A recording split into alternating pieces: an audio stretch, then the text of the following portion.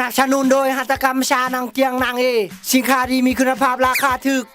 ช่วงนี้เพิ่นมีโปรโมชั่นสั่งชาน้ำเกียง10หน่วยแถมเวนคำวง1สั่งชาวหน่วยแถมเวนคำ3วงสถานที่ตั้งอยู่บ้านโคที่1เมืองและแข้งลงพะบางเบอร์โทรติดต่อ020555493หรือติดต่อช่องทาง Facebook นางเอหัตถกรรมชาน้ำเกียงจบ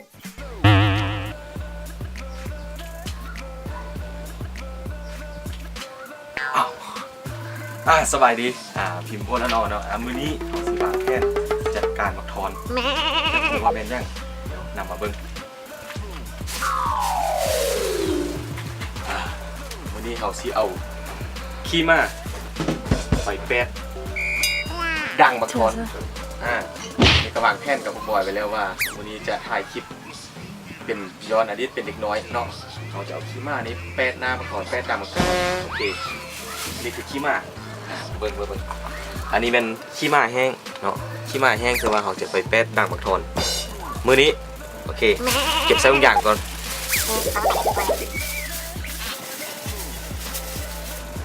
โอเคนี่ก็คือขี้ม้าแห้งที่ว่าจะไปแป๊ดดังบักทอนในมื้อนี้รอท่าเบิ่งว่า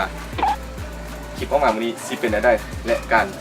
จัดการบักทอนมื้อนี้สิสำเร็จหรือบ่ไปพร้อมๆกันเลย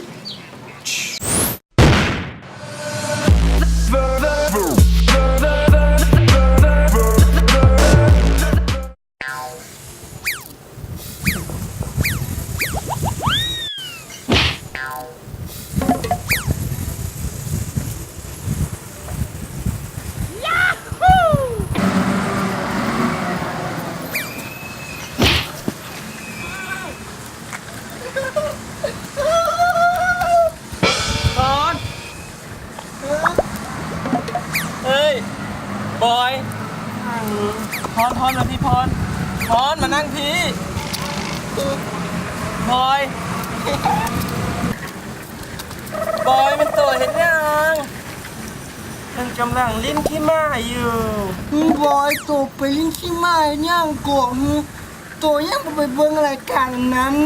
รายการยังรายการโอลาโนนี้โอลาโนเพจใหม่ไพ่กะยักเบิ่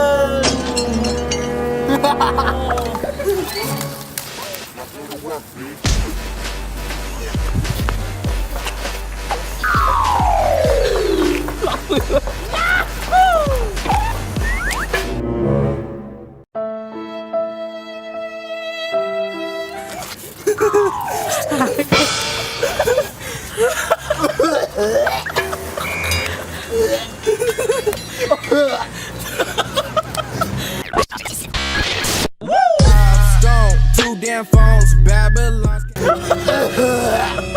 โอ้มึงขี้เถอะเ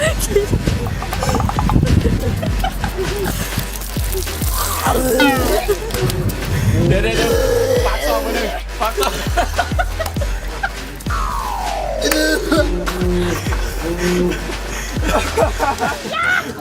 ไปเจ้าคนโปกันเลยไปซื้อตำส้มมาใส่กูกินมา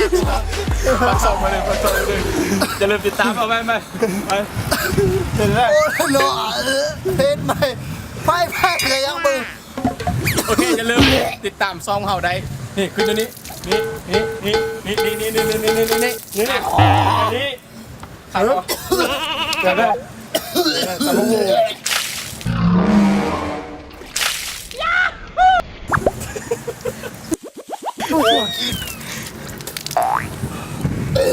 ได้ไปได้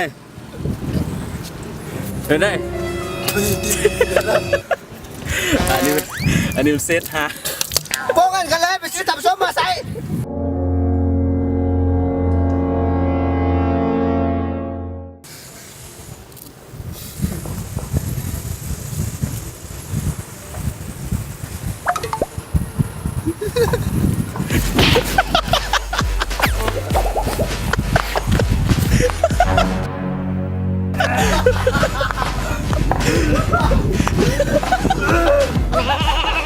มาเอาแล้วบุกกอก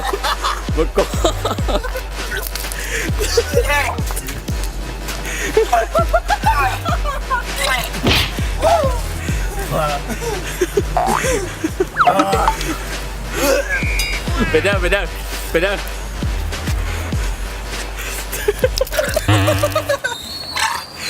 เดินกราบท่าแบบไปจ้ะ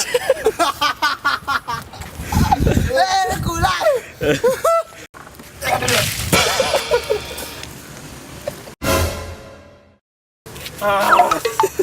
อย่ามาทายอ่ะนะสู้เด้อสู้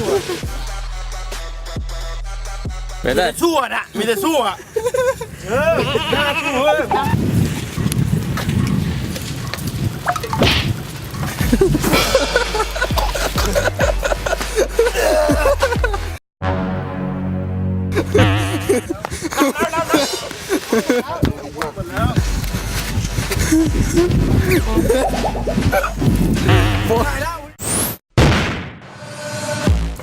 ได้มักแบบนี้อะได้